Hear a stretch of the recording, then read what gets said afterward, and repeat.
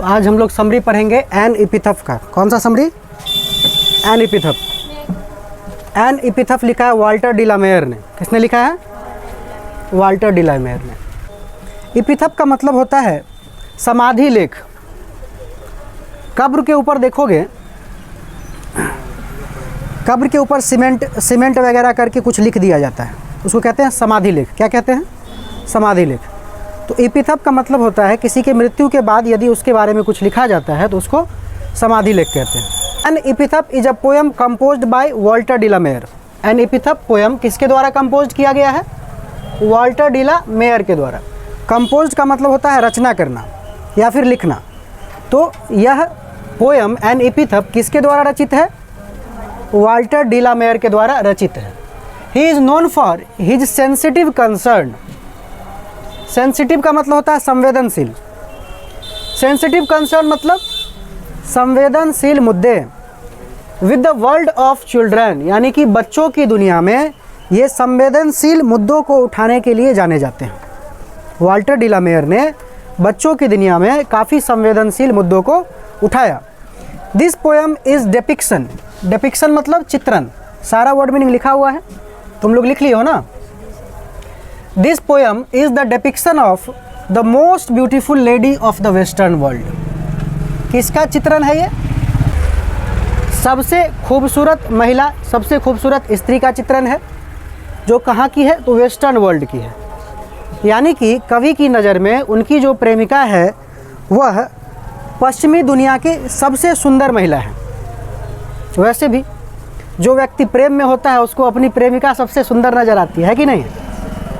तो इसी तरह कवि के नज़र में भी उनकी जो प्रेमिका है वह क्या है?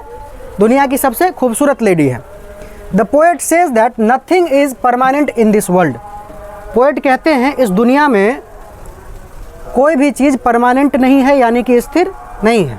जैसा कि इस पोएम में हमने देखा था, वो ब्यूटीफुल तो थी, खूबसूरत तो थी, लेकिन कवि ने एक बात कही थी, beauty passes, beauty vanishes, it doesn't remain constant. यानी कि खूबसूरती जो है, कोई कितना भी खूबसूरत हो जाए, लेकिन एक न एक दिन खूबसूरती ढल जाती है, जब वह व्यक्ति बूढ़ा हो जाता है या फिर वह व्यक्ति की मृत्यु हो जाती है।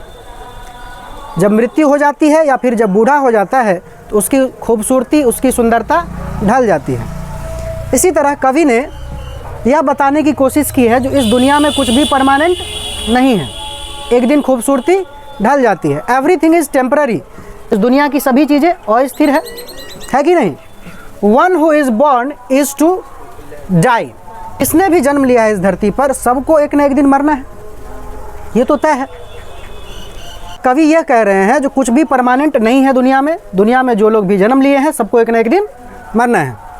Death spares none. क्या मृत्यु किसी को छोड़ती है? मृत्यु किसी को नहीं छोड़ती है। Death spares none. मृत्यु एक न एक दिन आएगी और तुमको और हमको इस दुनिया से ले जाएगी, है कि नहीं? कंसिक्वेंटली, यानी कि परिणामतः, the beautiful lady dies one day.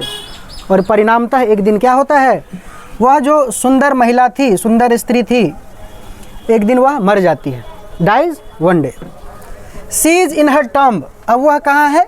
वह महिला अपने कब्र में है। कहाँ पर है? She is in her tomb. Nobody now remembers her. अब उस महिला को कोई याद नहीं करता है। Only the poet remembers her. सिर्फ कवि उस महिला को याद करते हैं, अपनी प्रेमिका को केवल कवि याद करते हैं और कोई याद नहीं करता है। The poet again shows the transitoriness of the world by asking that who will remember the lady after his death. कवि ने दुनिया की पारगम्यता को, या फिर हम कहें दुनिया की अस्थिरता को दर्शाने के लिए फिर ये कहा, जब उनकी मृत्यु हो जाएगी, जब कवि की मृत्यु हो जाएगी तो उस महिला को फिर कौन याद करेगा? कौन जाएगा उसके कब्र पे फूल लेकर के? और को तो कोई नहीं जाएगा। तो कवि ने एक लाइन लिखी थी यहाँ पे, व्हेन आई क्रम्बल। पोएम में एक लाइन था, when I crumble who will remember this lady. जब मैं मर जाऊँगा तो इस लेडी को कौन याद करेगा? उनकी प्रेमिका को कौन याद करेगा? तो कहीं ना कहीं कवि इस बात से लेकर के दुखी हैं जो उनके मरने के बाद उनकी प्रेमिका को कोई याद नहीं करेगा। इस बात को लेकर के वे दुखी हैं। Thus in this poem the poet is remembering his beloved। तो इस कविता में पोएट यानी कि कवि क्या कर रहे हैं, अपनी प्रेमिका को याद कर रहे हैं।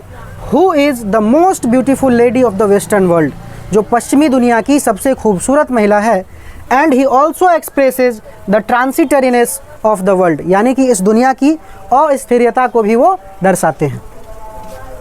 दुनिया में कुछ स्थिर नहीं है, खूबसूरती भी स्थिर नहीं है। कवि इस कविता के माध्यम से यही दिखाने की कोशिश करते हैं, जो इस दुनिया में जो आया है वो एक दिन जाएगा, मृत्यु निश्चित है।